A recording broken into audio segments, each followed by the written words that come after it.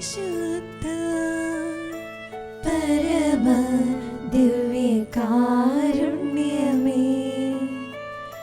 എന്നേരവും ആരാധനയും സ്തുതിയും പുകഴ്ചയും ഉണ്ടായിരിക്കട്ടെ. പരിശുദ്ധ പരമ ദിവ്യകാരുണ്യമേ, എന്നേരവും ആരാധനയും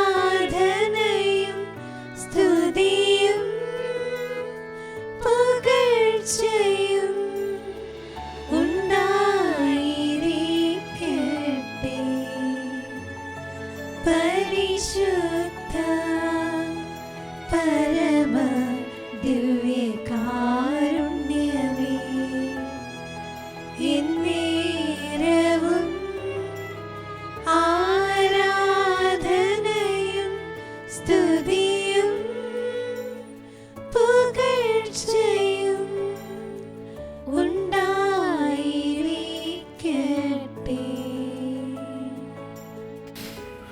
പരിശുദ്ധ പരമദ്വീപികാരുണനാഥനായ ഈശോയെ, ഞങ്ങൾ അങ്ങേ ആരാധിക്കുന്നു, സ്തുതിക്കുന്നു. നിൻ്റെ അനന്തമായ കാരുണ്യത്തെ ഓർത്ത് ഞങ്ങൾ നന്ദി പറയുന്നു. ഈശോയെ,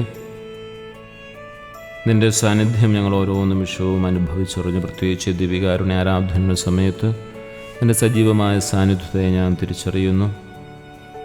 നിൻ്റെ സാന്നിധ്യം ഞങ്ങളുടെ ജീവിതത്തിലേക്ക് രക്ഷ പകരുന്നതാണ് എന്ന് ഞങ്ങൾ മനസ്സിലാക്കുന്നു. കർത്താവേ, ഈ നോമ്പ് കാലത്ത് നിൻ്റെ സജീവമായ സാന്നിധ്യം അത് കുരിശോട് ഞങ്ങളെ ചേർത്ത് നിർത്തുന്നതും അങ്ങനെ രക്ഷയിലേക്ക് ഞങ്ങളെ ചേർത്ത് നിർത്തുന്നതുമാണെന്ന് ഞങ്ങൾ അറിയുന്നു. ഈശോയെ, എൻ്റെ ഇപ്പോഴത്തെ എല്ലാ സാഹചര്യങ്ങളെയും സാധ്യതകളെയും എല്ലാം ഈശോയെ നിൻ്റെ ദിവ്യകാരുണ്യത്തിന് മുമ്പിൽ സമർപ്പിക്കുന്നു. ഈശോയെ, ഇപ്പോഴത്തെ എൻ്റെ സാഹചര്യങ്ങളിൽ നിൻ്റെ തിരുരത്വത്തിന് അഭിഷേകത്താൽ കഴുകി വിശുദ്ധീകരിക്കണമേ. ഈശോയെ, എൻ്റെ എല്ലാ സാധ്യതകളെയും തിരുരത്വത്തിന് അഭിഷേകത്തിൻ്റെ സംരക്ഷണം നൽകി വളർത്തിയെടുക്കണമേ. കുറവുകളെ നിറവുകളാക്കുന്ന തമ്പുരാനെ, നീ അനുദിന ജീവിതത്തിൽ നൽകുന്ന എല്ലാ നിറവുകൾക്കും നന്ദി പറയുന്നു. സഫാനിയയുടെ പുസ്തകം 3-ാം അധ്യായം 17-ാം വാക്യം. നിൻ്റെ ദൈവമായ കർത്താവ് നിൻ്റെ മധ്യേയുണ്ട്. അവിടുന്ന് രക്ഷ നൽകുന്ന ശക്തനാണ്. അവിടുന്ന് നിന്നെ പ്രതി സന്തോഷം ആസ്വദിക്കും.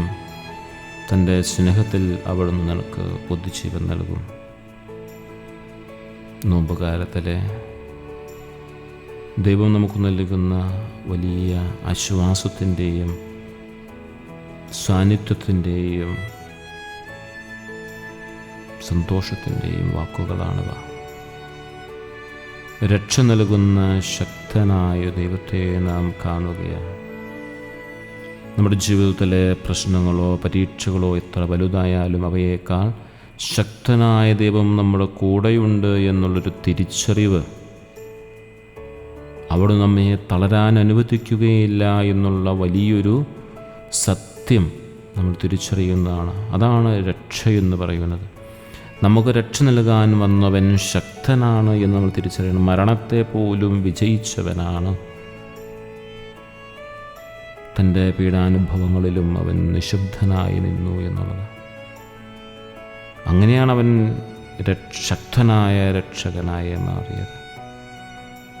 അവൻ്റെ ശരീരത്തിലെ ആണിപ്പഴുതുകൾ ഇറങ്ങിയപ്പോഴും, ചാട്ടവാറടി ഏൽക്കപ്പെടുമ്പോഴും, മുൾമുടി ധരിക്കപ്പെട്ടപ്പോഴും അവൻ രക്ഷകൻ്റെ സ്ഥാനത്തു നിന്നും മാറിയില്ല എന്നുള്ളതാണ്.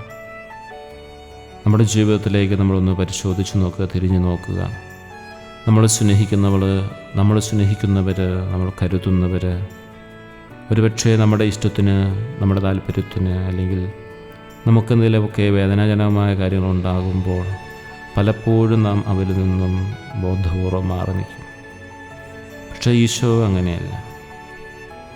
അവൻ്റെ ജീവിതത്തിലെ എത്രമാത്രം പ്രശ്നങ്ങളുണ്ടായാലും വേദനകളുണ്ടായാലും കുരിശ് സഹിക്കേണ്ടി വന്നപ്പോഴും ചാട്ടവാറടിയേൽക്കേണ്ടി വന്നപ്പോഴും അവൻ നമുക്ക് വേണ്ടി നിലകൊണ്ടു എന്നുള്ളതാണ്. അതുകൊണ്ടാണ് അവൻ രക്ഷകനായി മാറിയത്. അതുകൊണ്ടാണ് അവൻ ഏകരക്ഷകനായി മാറിയത്. നമ്മുടെ ജീവിതത്തിൽ നമ്മൾ പലപ്പോഴും പരാജയപ്പെട്ടു പോകുന്നു. രക്ഷകൻ്റെ വേഷമൊക്കെ നമ്മൾ ധരിക്കുമെങ്കിലും, പലർക്കും രക്ഷകനായി നമ്മൾ അവതരിക്കുമെങ്കിലും, നമുക്ക് പലപ്പോഴും നമ്മുടെ ജീവിതത്തിൽ അവർക്ക് രക്ഷകനായി നിൽക്കാനായി സാധിക്കില്ല. കാരണം അവരുടെ വാക്കുകൾ, പ്രവൃത്തികൾ, അവരുടെ ചില സാഹചര്യങ്ങൾ ഒരുപക്ഷെ നമ്മളെ ആ രക്ഷകൻ്റെ സ്ഥാനത്ത് നിന്നും മാറ്റുമെന്നുള്ളതാണ്. അതാണ് നാമും ദൈവവും തമ്മിലുള്ള വ്യത്യാസം. ദൈവത്തിൻ്റെ സന്തോഷമെന്ന് പറയുന്നത് നാം ദൈവത്തോടു കൂടി ആയിരിക്കുമ്പോഴാണ്. നാം അവിടുത്തെ സന്നിധിയിലേക്ക് മടങ്ങി വരുമ്പോഴാണ് അവിടുന്ന് കൂടുതൽ സന്തോഷിക്കുക. നാം അവിടുത്തെ സ്നേഹത്തിന് പാത്രമായവരാണ്. അതുകൊണ്ട് ദൈവത്തിൻ്റെ ഏറ്റവും വലിയ സന്തോഷമെന്ന് പറയുന്നത് നാം ദൈവത്തോട് കൂടെയായിരിക്കുമ്പോഴുള്ളതാണ്. ആ ഒരു വലിയ സന്തോഷം നമ്മുടെ ജീവിതത്തിൽ നമ്മൾ അനുഭവിക്കണം. കാരണം നമുക്ക് വേണ്ടി പാടുപീടുകൾ സഹിച്ചവനാണ് ദൈവം. അങ്ങനെ നമുക്ക് വേണ്ടി തൻ്റെ ശരീരത്തിൽ മുറിവുകൾ ഏറ്റുകൊണ്ട് നമുക്കൊരു രക്ഷ പ്രദാനം ചെയ്തവനാണ് ദൈവം. ആ ദൈവത്തിൻ്റെ സന്തോഷമെന്ന് പറയുന്നത് നാം ദൈവത്തോടു കൂടി ആയിരിക്കുക എന്നുള്ളതാണ്. നമ്മുടെ കുറവുകളോ, നമ്മുടെ പണമോ, നിറമോ, സമ്പത്തോ, നമ്മുടെ വാക്ചാതുര്യമോ, നമ്മുടെ സൗന്ദര്യമോ ഒന്നും നോക്കിയിട്ടല്ല. തമ്പുരാൻ നമ്മളെ നോക്കുന്നത് തമ്പുരാൻ്റെ കൂടെ ആയിരിക്കുന്നവരാണോ എന്നുള്ളതാണ്. മുമ്പ് കാലത്ത് ദൈവം നമ്മെ സ്നേഹത്താൽ നമ്മെ പുതയ്ക്കുന്ന, കരുതുന്ന കാലമാണ്. മഞ്ഞുരുകി വസന്തം വരുന്നതുപോലെ പുതുജീവൻ നമ്മുടെ ജീവിതത്തിലേക്ക് അവിടെ നൽകുകയാണ്. അവിടുത്തെ സ്നേഹം നമ്മുടെ ഹൃദയത്തെ, കടുപ്പങ്ങളെ മാറ്റി പുതുജീവനാക്കി മാറ്റും. നമുക്കറിയാമല്ലോ, പലരെയും സ്നേഹം കൊണ്ട് ശാന്തരാക്കുന്നവരെ നമുക്കറിയാം. കഠിനമായ ശൈലിയിൽ ജീവിക്കുന്നവരെ സ്നേഹം കൊണ്ട് ശാന്തനാക്കുന്ന എത്രയോ മനുഷ്യരെ നമുക്ക് കാണാനായിട്ട് സാധിക്കും. അവരൊക്കെ രക്ഷകൻ്റെ ഭാവത്ത് നിൽക്കുന്നവരാണ്. ഓരോ വീഴ്ചയിലും നിന്നെ താങ്ങാൻ കരുതലോടെ തമ്പുരാൻ അരികിലുണ്ട്. അവിടുത്തെ മുറിവിലേക്ക് നോക്കിയാൽ നമുക്ക് അവിടുത്തെ ആശ്വാസമുണ്ട്. കാരണം നമ്മുടെ മുറിവുകളും തമ്പുരാൻ്റെ മുറിവുകളും തമ്മിൽ വ്യത്യസ്തമാണ്. നമ്മുടെ മുറിവുകൾ നമ്മളുടെ ചെയ്തികളുടെ ഫലമായുള്ളതായതെങ്കിൽ തമ്പുരാൻ്റെ മുറിവുകൾ അതും നമ്മുടെ ചെയ്തികൾ കാരണമുണ്ടായതാണ്. അവൻ തൻ്റെ ശരീരത്തിലേറ്റ മുറിവുകൾക്ക് ഉത്തരവാദി ഞാനാണ്. അതുപോലെ നമ്മുടെ ശരീരത്തിലേറ്റ മുറിവുകൾക്കും ഉത്തരവാദി ഞാനാണ്. പക്ഷേ ഈ മുറിവുകളെയെല്ലാം സൗഖ്യപ്പെടുത്തണമെങ്കിൽ അവൻ്റെ മുറിവുകളോട്, തിരുമുറിവുകളോട് നാം ചേർന്നിരിക്കണം. അതുകൊണ്ട് നാം കർത്താവിൻ്റെ കരങ്ങളിൽ സുരക്ഷിതരാണ്. നമ്മുടെ ഭാവി അവിടുത്തെ കരങ്ങളിൽ സുരക്ഷിതമാണ് എന്ന് നാം എപ്പോഴും ഓർക്കുകയും ചിന്തിക്കുകയും ധ്യാനിക്കുകയും ചെയ്യണം. അതിന് ഏറ്റവും മനോഹരമായ സമയമാണ് ഈ ആരാധനയുടെ സമയം. ഈശോയെ, എൻ്റെ ജീവിതത്തിൽ വരുത്തി വച്ചിട്ടുള്ള എല്ലാ മുറിവുകളും മറ്റുള്ളവരുടെ ജീവിതത്തിലേക്ക് ഞാൻ പകർന്നു നൽകിയ വാക്കുകൊണ്ട്, പ്രവൃത്തി കൊണ്ട്, നിസ്വഗന്ധകളൊക്കെ, എൻ്റെ ജീവിതത്തിൽ ഞാൻ വരുത്തി വച്ചിട്ടുള്ള എല്ലാ മുറിവുകളും, വ്യക്തിപരമായ മുറിവുകൾ, മറ്റുള്ളവർക്ക് നൽകിയിരിക്കുന്ന മുറിവുകൾ, അതെല്ലാം ഈശോയെ ഈ ആരാധനയുടെ സമയത്ത് നിന്റെ തിരുരക്തത്തിൻ്റെ അഭിഷേകത്താൽ, നിന്റെ രക്ഷാദായകമായ തിരുമുറിവുകളുടെ യോഗ്യതയാൽ, ഞങ്ങൾക്ക് വേണ്ടി സഹിച്ച പാടുപെടുകളുടെ യോഗ്യതയാൽ എല്ലാ മുറിവുകളുടെ മേലും സൗഖ്യം നൽകണമെന്ന് ഞങ്ങൾ പ്രാർത്ഥിക്കുകയാണ്. ഞാൻ മുറിവേൽപ്പിച്ചവരെ പ്രത്യേകമായി കരുതുകയും അവരുടെ രക്ഷകനായി അവരുടെ മുറിവുകളുടെ മേൽ ഈശോയെ നിൻ്റെ സ്നേഹത്തിൻ്റെ, കാരുണ്യത്തിൻ്റെ തൈലത്താൽ അവരെ വെച്ചുകെട്ടി സൗഖ്യപ്പെടുത്തുകയും ചെയ്യണമേ.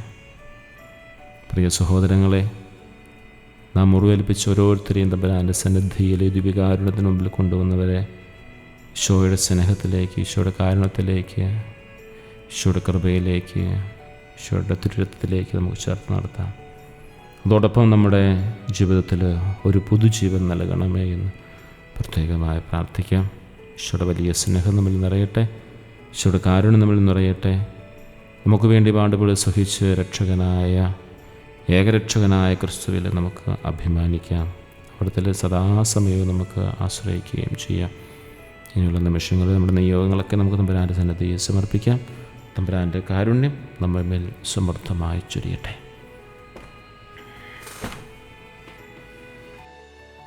പരിശുദ്ധ പരമ ദിവ്യകാരുണ്യമേ, എന്നേരവും ആരാധനയും സ്തുതിയും പുകഴ്ചയും ഉണ്ടായിരിക്കട്ടെ. പരിശുദ്ധ പരമ ദിവ്യകാരുണ്യമേ, എന്നേരവും ആരാധനയും സ്തുതിയും പുകഴ്ചയും ഉണ്ടായിരിക്കട്ടെ. പരിശുദ്ധ പരമ ദിവ്യകാരുണ്യമേ, എന്നേരവും ആരാധനയും സ്തുതിയും പുകഴ്ചയും